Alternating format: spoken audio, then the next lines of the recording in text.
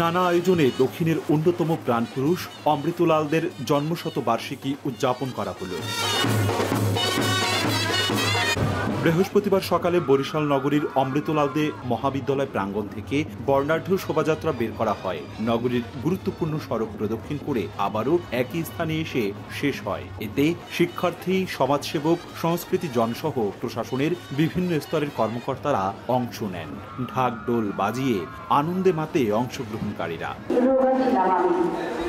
এর আগে কলেজ প্রাঙ্গণে তার সমাধিতে পুষ্পস্তবক অর্পণ করা হয়। যার লক্ষ্য ছিল যেটা তো পড়াশুনো করতে ঠিকমতো পারেননি, তার সেই লক্ষ্যে এই প্রতিষ্ঠানটিকে গড়েছেন যেন এখানে মেধাবী গরিব শিক্ষার্থী সুযোগ পায় এবং পড়াশোনা করে দেশ বিদেশে ছড়িয়ে পড়তে পারে। তার যে জীবনের মূল আদর্শ হচ্ছে কর্মই ধর্ম।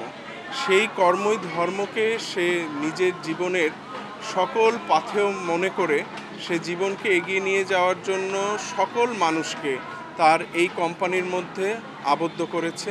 শিক্ষার মান উন্নয়নের ব্যাপারে আমরা চেষ্টা করতেছি এবং দুস্থদের পাশে আমরা সর্বক্ষণ থাকার চেষ্টা করি। এটা আমার অমৃতলালদে আমার জ্যাঠার সবসময় অনুপ্রেরণা। জোর ব্রাইট লক টেকনোলজি সাধারণ পাউডারের তুলনায় দেয় দ্বিগুণ উজ্জ্বলতা। রিন অ্যাডভান্সড দেয় দ্বিগুণ উজ্জ্বলতা। জন্মশতবর্ষে মানবিক কাজেরও কমতি ছিল না। বিনামূল্যে চিকিৎসা ক্যাম্পে চোখের ছানি অপারেশন সহ কয়েকশো রোগীকে দেয়া হয় ওষুধ। দীর্ঘদিন ধরে চোখের সমস্যায় ভুগতেছি। অমৃতলাল এনে ফ্রি চিকিৎসা দিচ্ছে। অমৃতলালের পরিবার থেকে আমরা ফ্রি চিকিৎসা পাইতেছি, এইতে আমরা খুশি। ছিল শিশু কিশোরদের চিত্রাঙ্কন প্রতিযোগিতা।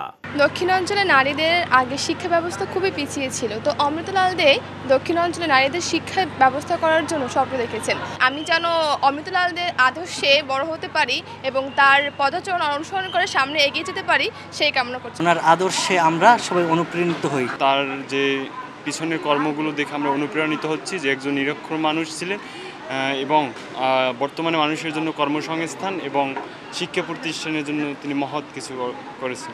অমৃতলালদে মহাবিদ্যালয় দক্ষিণের জনপদের আলোকিত এক নাম। গড়েছেন আরও নানা শিক্ষা প্রতিষ্ঠান, দাতব্য সংস্থা।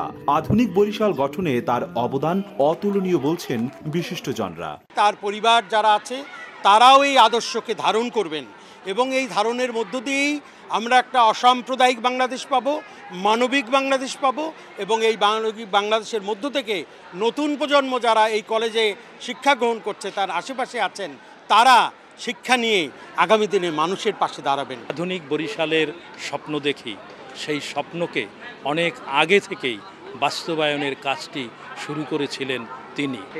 আমরা সেই কারণেই আজকে এই জন্মশতবর্ষে তাকে স্মরণ করি। 1924 সালের 27 জুন শরীয়তপুরের নড়িয়া উপজেলার পাঁচগাঁও গ্রামের বাসিন্দা রাসমোহন দে ও শারদা সুন্দরীদের ঘরে জন্মগ্রহণ করেন অমৃত। দানবীর খ্যাত অমৃতলাল দে 1993 সালের 14 জুন মৃত্যুবরণ করেন। অপূর্ব অপু, সময় সংবাদ, বরিশাল।